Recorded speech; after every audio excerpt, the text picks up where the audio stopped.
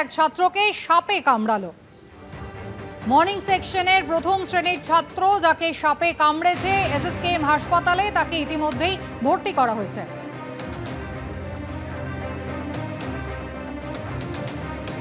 কদিন আগে হেরিটেজ স্কুলের ছবি আপনাদের দেখিয়েছিলাম, এবার সেই ঘটনার পুনরাবৃত্তি কিন্তু ভবানীপুর মেট্রো ইনস্টিটিউশনে হলো, যেখানে সাপে কামড়ালো প্রথম শ্রেণীর এক ছাত্রকে।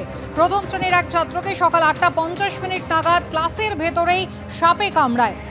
এরপর তাকে নিয়ে যাওয়া হয়েছে এসএসকেএম মেডিকেল কলেজে। সাপের খোঁজে স্কুলে একদিকে বন দপ্তরের আধিকারিকরা পৌঁছেছেন, অন্যদিকে পুলিশ পৌঁছেছেন।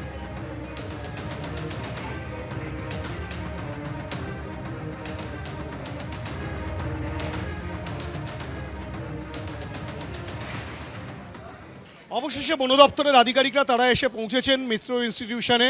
একেবারে যেটা দেখা যাচ্ছে যে ভবানীপুর থানার অন্তর্গত মেট্রো ইনস্টিটিউশনে এক ছাত্রকে আজ সকালবেলা রীতিমতো সাপে কামড়ায়, তেমনটাই কিন্তু অভিযোগ উঠছে। এবং তারপরে সেই ছাত্রকে এসএসকেএম হাসপাতালে নিয়ে যাওয়া হয় এবং সেখানে নিয়ে যাওয়া হলে তার চিকিৎসা চলছে এবং ইতিমধ্যেই রীতিমতো আতঙ্ক ছড়িয়েছে স্কুলে এবং সেই কারণে ভবানীপুর থানার পুলিশ সেখানে এসেছিল। তার পাশাপাশি ভবানীপুর থানার পুলিশ যেমন রয়েছে, তার পাশাপাশি বন দপ্তরের আধিকারিকরা তারাও এসে পৌঁছলেন এবং সেই সাপটি কোথায় রয়েছে সেই বিষয়টা কিন্তু সুনিশ্চিত করার কাজ তারা করবেন এবং তার পরবর্তী ক্ষেত্রে সেই সাপটিকে তারা ধরার যে প্রক্রিয়া, সেই প্রক্রিয়া তারা সারবেন, তেমনটাই বন দপ্তর সূত্রে খবর। এবং গোটা প্রক্রিয়া যেমন চলছে তার পাশাপাশি এরকম একটা নামী স্কুলে যেভাবে সাপে কামড়ানোর ঘটনা ঘটলো, একজন শিশু যে কিনা স্কুলেরই ছাত্র ক্লাস 1-এর, তাকে যেভাবে সাপে কামড়েছে তারপর থেকে কিন্তু স্বাভাবিকভাবেই অন্যান্য অভিভাবকদের মধ্যে এবং ছাত্রদের মধ্যে রীতিমতো আতঙ্ক তৈরি হয়েছে এবং সেই আতঙ্ক যাতে না বাড়ে সেই কারণে তৎক্ষণাৎ এই সাপটিকে কিন্তু ধরার প্রক্রিয়া কিন্তু চালানো হচ্ছে বন দপ্তরের তরফ থেকে। বন দপ্তরের আধিকারিকরা তারা এসেছেন, ভবানীপুর থানার পুলিশ তারা রয়েছেন এবং গোটা প্রক্রিয়া কিন্তু শুরু হয়েছে।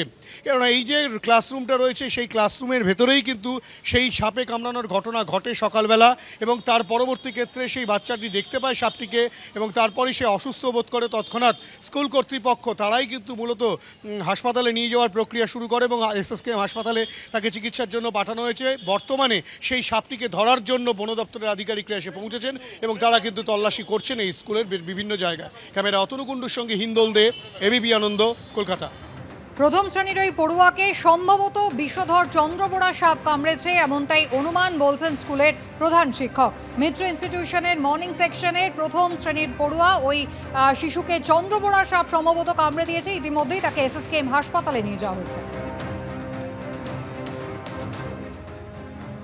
আমাদের স্কুলের মর্নিং সেকশনটা প্রাইভেট, মানে একই নাম একই প্রেমিসেস সবই এক, কিন্তু ওটা বেসরকারি। তো 1-এর একটা বাচ্চাকে সকালে টিফিন আওয়ারে সাপে কামড়েছে। তো আমি যখন স্কুলে ঢুকছি রাস্তাতেই ফোন গেছে আমার কাছে, মর্নিং এর এইচএমই আর কি, টিআইসি ফোন করলেন। আমি সঙ্গে সঙ্গে আমার যেগুলো রিসোর্স আছে, ভবানীপুর থানা, ফরেস্ট ডিপার্টমেন্ট, তারপরে কেএমসি তে ফোন করলাম যে ইমিডিয়েট একটু মানে করার জন্য, স্নেক ক্যাচার এবং এই চিকিৎসার ব্যাপারে। ছাত্রদের ভালো আছে, পিজিতে নিয়ে দেখা মাত্র ওরা ভর্তি করে নিয়েছে। আমাদের দিক থেকে যা যা করার আমরা কার্বলিক অ্যাসিড, ব্লিচিং টিচিং সব নিয়ে এসছি। মানে ভবানীপুরে আমাদের স্কুলে সাপের উপদ্রব মানে আমার কর্মজীবনেই প্রথম আমি দেখলাম, মানে কখনো ঘটেনি এই জিনিস। প্রথম শ্রেণীর এক পড়ুয়া যাকে বিষাক্ত চন্দ্রবোড়ার সাপ হয়তো কামড়ে দিয়েছে, এমনটাই স্কুলের পক্ষ থেকে অনুমান করা হচ্ছে। ইতিমধ্যেই বন দপ্তরের কর্মীরা তারা এসে পৌঁছেছেন, পুলিশ আধিকারিকরা তারা এসে পৌঁছেছেন। স্বাভাবিকভাবেই অভিভাবকরা তারা আতঙ্কিত। এসে বের হচ্ছিল, ঢুকেই বের করে নিয়ে চলে গেছি রীতিমতন ভয়ে। বাচ্চাকে বার করে নিয়ে চলে গেছি। গাফিলতই তো, স্কুল কর্তৃপক্ষের পুরো গাফিলত। এই আতঙ্ক, এখনো সাপটাকে পাওয়া যায়নি। রেস্কিউ টিম এসছে, কিন্তু ওনারা খোঁজাখুঁজি করছেন, কিন্তু এখনো পাওয়া যায়নি। না, সেই কারণে কি ভয় আছে? খুবই ভয়ের মধ্যে আছে এখন। সেই সাপটা তো কোথায় ঢুকে আছে এখন, আবার পরবর্তীকালে যখন ক্লাসে করতে আসবে আবার এরকম একটা ঘটনা ঘটতেই পারে। এইটা 4 দিন আগে যখন হয়েছে, এটা তো ধরা উচিত ছিল, এটা তো দেখা গিয়েছে। হ্যাঁ, দেখা গেছিল।